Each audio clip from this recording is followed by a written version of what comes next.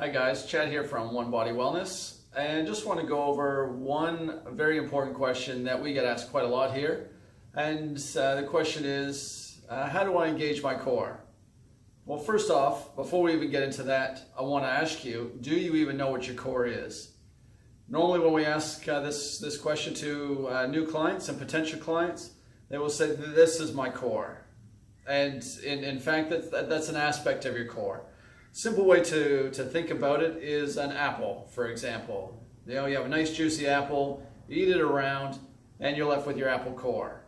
So if you visualize that apple core, say like a Chip and Dale or Warner Brothers movie, just a little bit like that. But it's not just one side, it's all the way around. So if we can look at your body in the same way. So if you can imagine, your core will start from around base of your chest height and come all the way down around your pelvis. But it's not just your abdominals or your six-pack muscles, which a lot of us are led to believe, but it's the whole encasing. So it encompasses your abdominals, those six-pack muscles. It encompasses down through your pelvis. It encompasses your obliques, which are on your side, which help with twisting. It also encompasses your lower back or your lumbar region, and if that's a bit weak, that's why we get lumbar supports, which don't really help. But also our glutes, or those bum muscles, those bum cheeks. And one that often gets neglected or forgotten about is our transverse abdominis, which basically acts like a natural corset and wraps around our body. And for for a lot of people who are overweight or women who have had kids, that muscle gets stretched and really doesn't, through lack of knowledge, doesn't really have the opportunity to come back to its normal shape. But what we're going to look at today is how do we do that. Now I know it might be going a little bit quick, but there's a lot of information I want to cram into this video. So a lot of these muscles will help with movements, sort of bending forward, bending back, twisting, rotating, but a lot of them as well are designed to stabilize through your spine. So one simple way of looking at it is if you can imagine your spine is like the mast on a sailboat.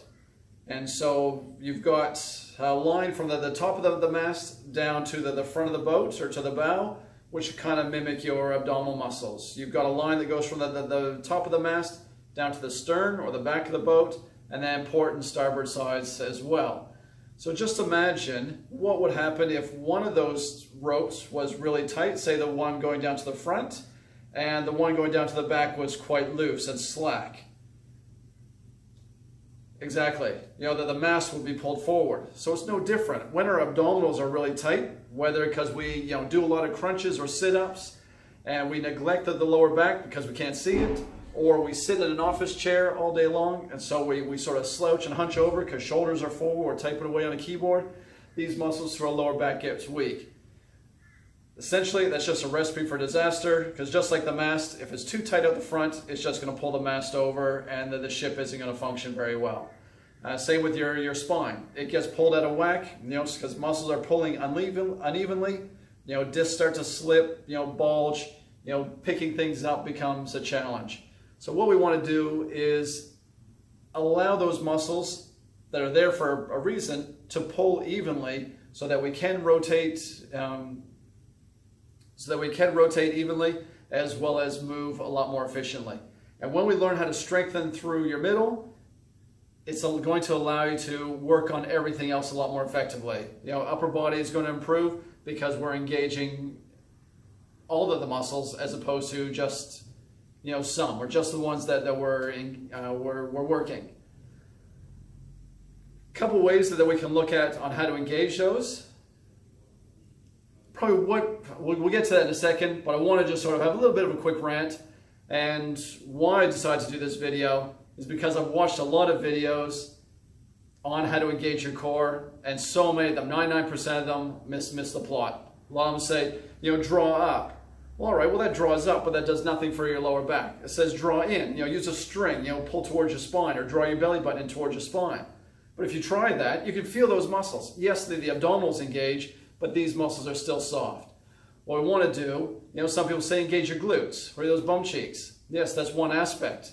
Again, it's not the whole thing. Some people will say, push your, lie on the floor, push your back down into the floor, raise your head up. That's not a natural position to be standing in either. So again, I don't know where these guys are getting their information from, but I want to try and help you get your body working a lot more efficiently. So there's a couple ways that we can look at doing it. Is again, if you just relax and just imagine that somebody's going to punch you in the stomach. Again, it's not a very elegant way of looking at it, but it kind of gives you an idea of what's going to happen. You're not just going to stand there like that and let them punch you. You're going to kind of tense. And when you do, listen, feel what your body does. You feel your abdominals engage, your sides tighten up, your lower back engages, your bum cheeks even engage, your quads even through the front of your thighs, they engage because you're bracing for that impact. You're not going to be all floppy. You're going to be rigid. You're going to be solid so that you can take that force. And you can even do it when you're standing in an elevator, up escalator, watching TV. No one really needs to know that you're practicing, but try and get in the habit of doing that. Another way that a friend told me the other day is imagine you've submerged yourself in an ice cold bath. Kind of everything sort of tightens up and clenches. You kind of think, ooh, wow, that's a bit frigid. But again, I want you to start thinking about how these muscles are working so that you can think of these when you're starting to do an exercise. If you try and do a squat, for example, whether the bar's on your shoulders or hands are down by your side, you want to make sure that everything's nice and controlled. Keeping your core nice and strong so that we stabilize through your lower back. Because in a lot of us, if we sit too much, watching TV, eating, in a car, in a bus, at the office, that's going to be very weak. And this is going to be tight. So we want to sort of balance it out. We might need to focus more through the lower back and less through the abs. It'll make everything a lot stronger. But you don't want to be doing your squat and sort of flexing through there because that's going to put an awful lot of strain through the lower back.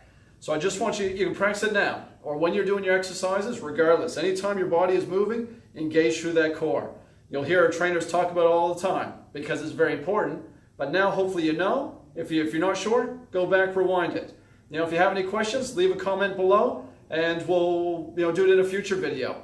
But if you can focus on doing this, it's going to help all your goals and exercises. They're going to improve dramatically. And just by making that one small change, happy days. Now, I hope you like this video. If you want more, like I said, leave a comment below, subscribe to our channel. We're getting the ball rolling, and we're just starting with those important muscles. You get them working, trim the waist, trim belly fat, because everything's going to improve. Hope you liked it. Sorry I talked a little bit quick, but a lot of information. All right, bye for now.